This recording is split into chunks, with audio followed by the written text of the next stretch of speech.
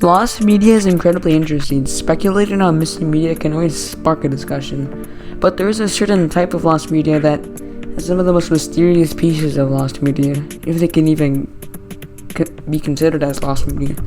Unconfirmed lost media can be some of the most fascinating lost media due to the media not being confirmed to exist or not exist. Pieces like these are some of my favorites. That's why I'll be talking about several pieces of non-existent and unconfirmed media. Before we start, I'm gonna list this how I'm gonna organize the list. So firstly, I'll be talking about non-existent lost media, then I'll talk about unconfirmed media. So with that being said, let's start the countdown.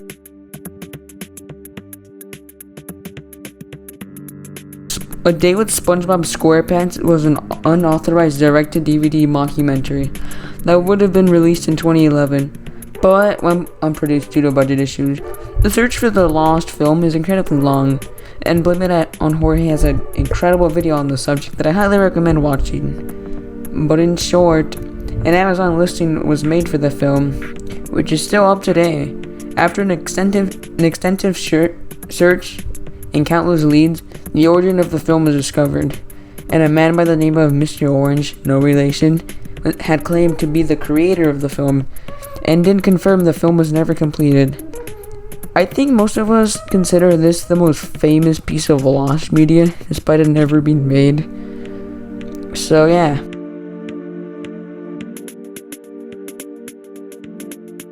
Five Nights at Freddys is a point-click horror survival game that was released in 2014, which you've probably heard about if you've been on the internet for several years. Coinciding with the release of the game, several trailers were released to tease the game, two of which are available on the YouTube channel of the creator of the game, Scott Cawthon. However, on June 14th, 2014, when Scott Cawthon uploaded the video of the trailer to his channel, a YouTuber by the name of Wallmeat commented on the video, mentioned an earlier trailer of the game that had an endoskeleton with red Hout 9001 eyes. However, after a Redditor contacted Wallmeat on Twitter, he confirmed the trailer is no longer on Scott's YouTube channel.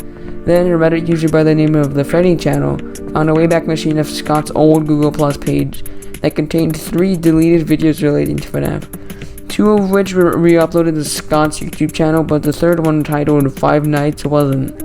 This video is believed to be the lost trailer, but the link to the video is dead, unfortunately making it lost. However, on June 16th, 2020, Wallmeat confirmed that the trailer was never made, and he just mixed up the image of the endoskeleton and the current trailer on Scott's channel. Even though the trailer is not confirmed to exist, the contents of the 5 Nights video are still unknown.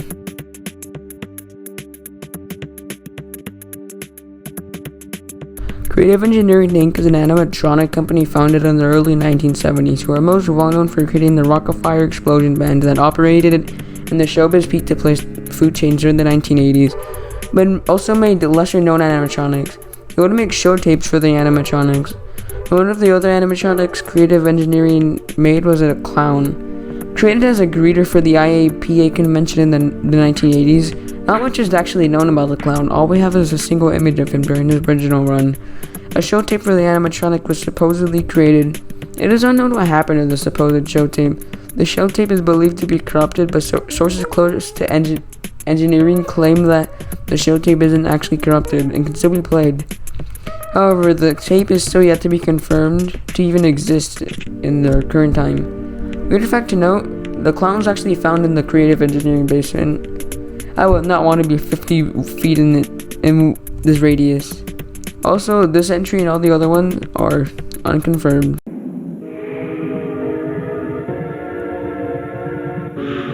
Night of the Werewolf is a supposed French/Spanish 1968 horror film in which a professor discovers one of his students has lycanthropy, which means he can turn into a werewolf, and controls the student by sound wave when he transforms into a werewolf, obviously.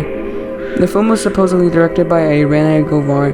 The film would have starred Paul Nashney. If the film does exist, it would have been Paul Nashney's second werewolf film. Renee Govar supposedly died in a car crash, and after that they sent it to production, but nothing came of the film, unfortunately. It is believed that Nashney made up the film to boost his credibility, and he was just starting out as acting. The film is not known to exist, and is thought to have been reworked into the 1970 film The Fury of the Wolfman. However, a documentary created for the legacy of Paul Nash shows a supposed still from the film. The still is in black and white, and the figure of the Wolfman is in color, so maybe it does exist after all.